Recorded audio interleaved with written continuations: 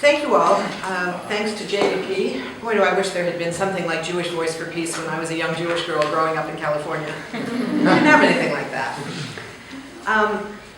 You know, Yousef gave me some good ideas for a segue here when we're talking about the role of Congress and what's going on throughout the country.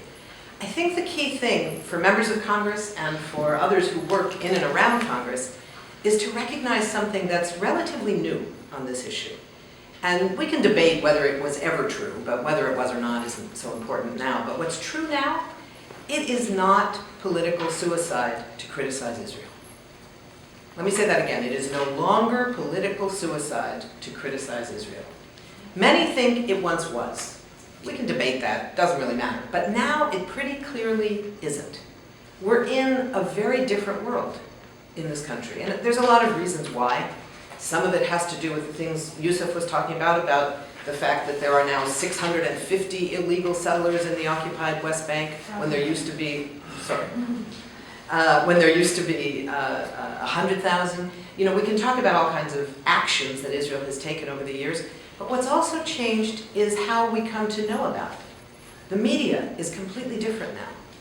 Not because the media necessarily wants to cover it all the way some of us think they should, but there's no getting around the fact that people throughout the West Bank have cell phones, and when they have electricity, on those rare occasions, one of the first things they do is power up their cell phone and send their video out into the ether. And we pick it up and we see it. So the dependence on a media system that has fairly consistently not wanted to cover this issue in a very clear and fair and balanced way is a very different media reality these days. So we understand things differently now. And what has changed has been the discourse, the political discourse in this country at the level of the academy, in the media, in education, in politics, among ordinary people, in faith-based communities, and crucially, particularly in the Jewish community.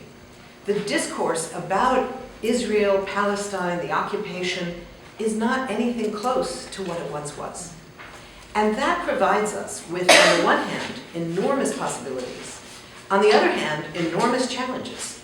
Because the biggest gap that we see now is not what it once was, the gap between the reality on the ground and how people in this country understand it. It's been a long time coming. It's been a long time coming. But we have made incredible progress in showing people in this country what the reality on the ground is. And far more people now have a very different view. I'll give you just one snippet of a poll. Now, I don't like polls very much. Polls are, at best, they're a snapshot of a moment in time. But when you find a good poll, you always want to talk about it. So let me give you one snapshot. This is from the summer of 2010.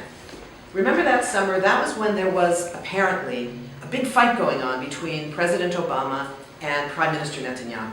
And there was all this sort of high-velocity press about, oh my God, President Obama is criticizing Israel. Oh my God, he's pressuring Israel. He's throwing Israel under the bus. Well, there was no bus. Nobody got thrown anywhere. There was a series of requests that were made by President Obama. Please stop building settlements. And the Israelis said, no, please stop this, no. And then the questions and the requests stopped. That's not pressure. We may think it's pressure because we so rarely hear even that, but that's not pressure. Pressure means stop building settlements. No. Okay, you're an independent country, you can do what you want, but you know that $3 billion in military aid we give you every year? You can kiss that goodbye. And you know how we protect you against any allegation in the United Nations? We're not going to do that anymore. That's what pressure looks like. We were not seeing that. But remember that summer, we were being told that the US is putting enormous pressure on Israel. In the context of that summer, there was a Zogby poll, and the Democrats, everybody was asked the question, but I'm going to tell you the Democratic answer. The question was, Israelis are building settlements in the occupied West Bank. Which of the following two statements best reflects your view? So sentence number one is, Israelis are building settlements for security reasons and they have the right to build wherever they want. Sentence number two, Israelis are building settlements in the occupied territories that are illegal and they should all be torn down and the land returned to its original owners. Now that's a very drastic statement. It happens, in my view, to be a good reflection of what international law, in fact, requires. But it's a very powerful, really extreme, if you will, statement about what's happening in the West Bank. 63% of Democrats chose door number 2. I found that astonishing, but not surprising on one level, because of the work that's gone on to change how people see this conflict. And the big challenge we face is not that old conflict about the gap between how people understand it and what's actually going on. Now, we face a different gap that's going to make the work to change that one look like a picnic. The challenge we face now is the gap between the discourse in this country that is changing dramatically and fast and generationally. That's part of the equation. The gap between that and the policy, which has not changed. Why did the peace talks, the peace process, so to speak, collapse? Because it didn't ever reflect reality. It was never about an even-handed process. You know, when you bring a powerful actor that either, depending on whether you believe the CIA or the IMF, either the 23rd or the 26th wealthiest country in the world with the only nuclear weapons arsenal in the Middle East, backed by the world's sole superpower on one side, and on the other side, Palestinians with nothing, but you say, well, it's equal because they're both sitting at the same table. That's never going to work. It was never going to work. And lots of us who write about this stuff and talk about it ad nauseum, to ourselves, I mean, not to you, we all said it wasn't going to work. Why? Because it wasn't based on international law, human rights, and equality for all. That was never the US policy. And until it is, the policy isn't going to work, and it isn't going to match the discourse of what people want, what people expect. So let me just talk for a minute about what that discourse looks like. What's the evidence? You know, people say to me sometimes, you got evidence? What's your proof? Well, look at some of the books that have been published. Look at President Carter's book. I don't happen to think, frankly, between you and me, I don't think it's a great book. I think there's a lot of problems with the book. But 10 years ago, well now I think it's more, let's say 15 years ago, President Carter, ex-president or not, would not have found a US publisher prepared to publish a book in the United States with the word apartheid in its title talking about Israel, even though it poses it as a question and not as a reality. It simply would not have been possible. Suddenly, it was possible. You look at the question of the challenge to military aid. Military aid isn't really under challenge, as you all know better than us here in the Congress. Military aid is a given every year to Israel. The only question is how much? How much can we increase it?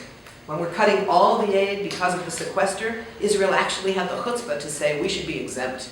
Really? We're cutting Head Start programs and your military aid should be exempt? You know, don't get me started on that one. But in that context, suddenly AIPAC, the most influential of the many pro-Israel lobby groups, started putting the question of military aid on their legislative agenda. I don't think they believe it's at risk, but they realize they have to provide members of Congress with talking points to justify it because more and more constituents are coming to those members saying, what's with this military aid stuff? We're cutting everything in this country. We're cutting food stamps. We're cutting education. We're cutting jobs. And yet we're giving $3 billion a year to the Israeli military? Every bit of it is military aid. It's not even economic aid. You know, and they're realizing they need to provide members of Congress with talking points. How do you answer that? That was an example of the discourse shift. If we look at what's happening in Europe, the US is way behind in this one. You know, we're seeing the major European banks refusing to deal with Israeli banks because they don't want to be accused of collaborating with violations of international law. We're seeing the boycott movement that Yousef spoke of taking on new excitement here in the United States. So you have the academic associations, the Asian American Association, the Native American Studies Association, the American Studies Association, the biggest one, all taking on boycott positions. And now, crucially, you have the biggest denominations in the Protestant churches of the United States, the Methodists, who passed a resolution just a week ago divesting their millions of dollars from their various endowment funds from the G4S company in Israel, a company that is crucial to the Israeli prison system, that's involved in holding political prisoners, Palestinian prisoners, many with no charges. And you know what? That same G4S company is involved with the private prison movement in this country, the privatization of prisons that has created such enormous problems in terms of mass incarceration and other problems that you all deal with here, and that the commemoration today of the civil rights movement has yet to answer. So we see enormous shifting on that. We see a shift in the mainstream press. One other thing, the coverage in the New York Times, I'm not going to try and document it all, lots of it is still problematic, but we suddenly see access to the Times for Palestinian voices, for recognition of these violations in a whole new way. The Bill and Melinda Gates Foundation, one of the most important economic actors in our country's economy, has just decided to divest from G4S for the same reasons, because of their concerns about the violations inherent in the Israeli prison movement. And then the Presbyterians, I mentioned the Methodists, the Presbyterians, the largest single denomination of US Protestantism in this country, is saying, we will no longer invest in corporations, American corporations. These are not Israeli corporations. Caterpillar, Motorola Solutions, and HP. These are US corporations that they are divesting from, saying they are making a killing, in a word, from occupation. They are making a profit from occupation. That's not okay any longer. So the problem for members of Congress now is not the worry that, oh my God, if I criticize Israel, will I be accused of anti-Semitism?